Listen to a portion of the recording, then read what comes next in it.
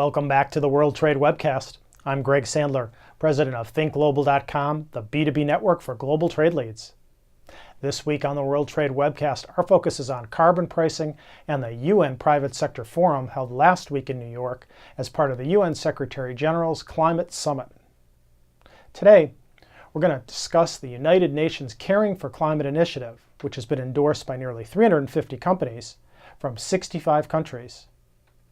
The Caring for Climate Initiative provides a framework for business leaders to advance practical solutions and help shape public policy as well as public attitudes.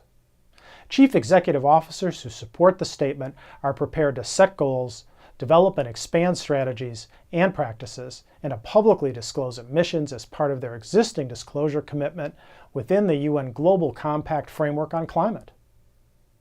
The Caring for Climate Initiative endeavors to help prevent a climate change crisis by mobilizing a critical mass of business leaders to implement and recommend climate change solutions and policies.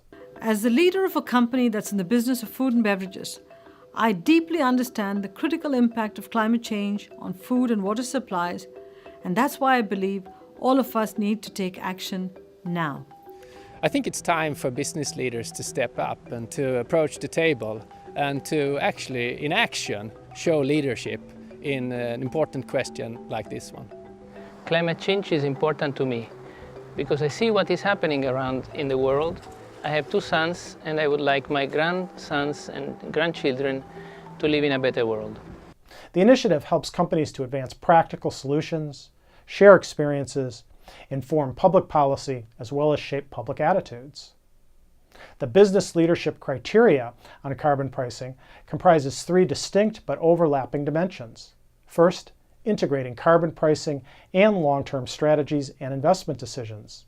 Next, responsible policy advocacy. And finally, communication on progress.